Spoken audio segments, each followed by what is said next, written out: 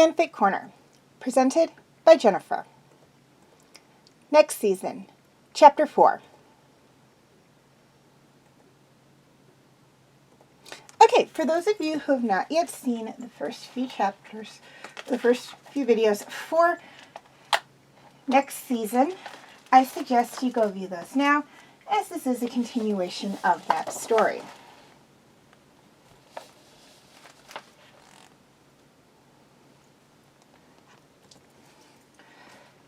With the entire planet of Lafal behind them, they had expected cleanup to be easy. And it was easy for the most part, capturing the odd Imperial who had missed Callus's order. There was nothing they could do about plain bad luck. 5 stormtroopers piling out of the last gunship. Sabine had already tossed the charge that would blow it up.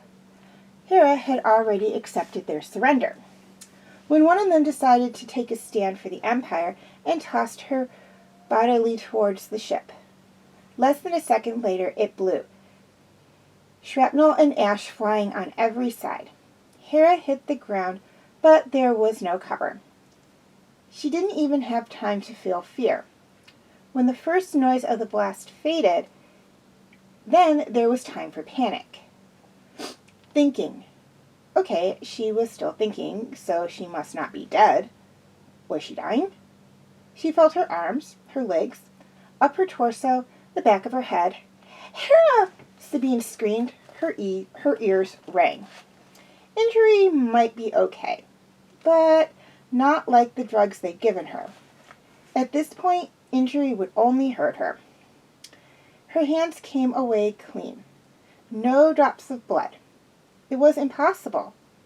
It was impossible. She should be dead.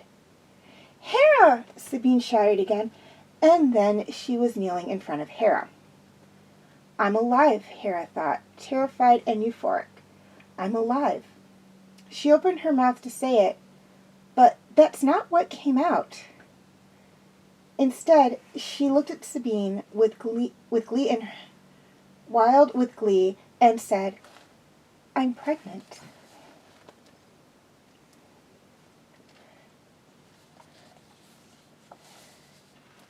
They left each other hellos regularly that nobody watched.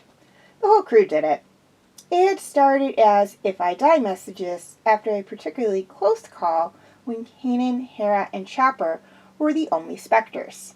If I die, I don't want to leave you alone. If I die, here's what I would say to you. That was morbid, though, and they kept not dying.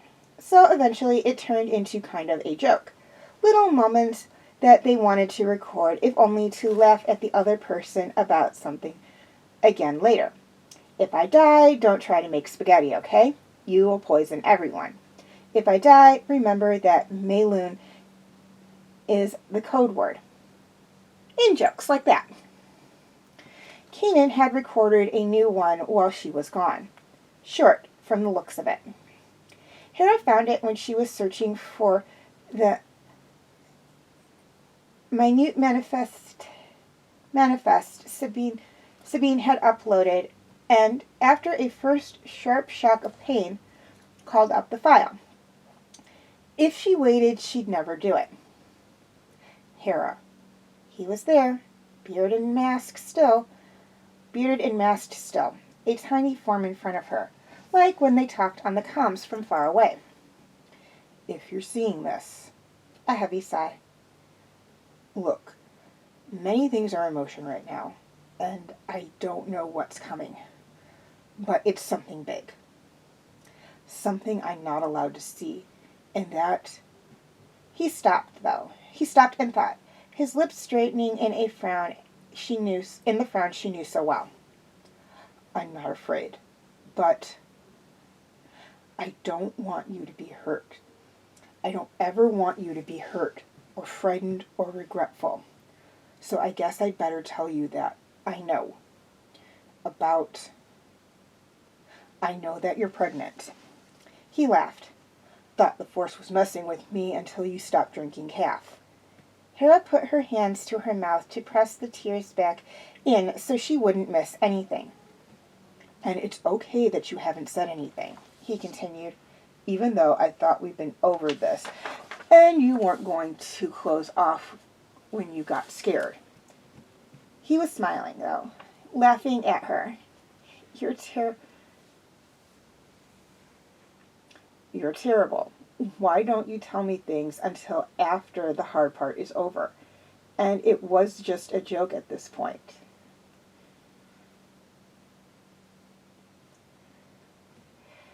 His mouth twisted into an affectionate, wry look, and he focused straight on the camera, more serious. I hope you know that I'll be there with you no matter what you decide. We had that conversation already. You know that, right? Yes, she whispered, but I think you're sitting on this for a reason. You can punch me if I'm wrong, but I think if you knew what you wanted, you would have just told me right away. I think you want this baby. And Hera? He took the mask off and rubbed the bridge of his nose the way he did when he was tired or about to cry or just debating something with himself. You're never going to watch this, he muttered by way of justification. Then he took a deep breath. So do I. I want it too. He glanced over his shoulder. Someone was calling him off camera. Gotta go. I love you both.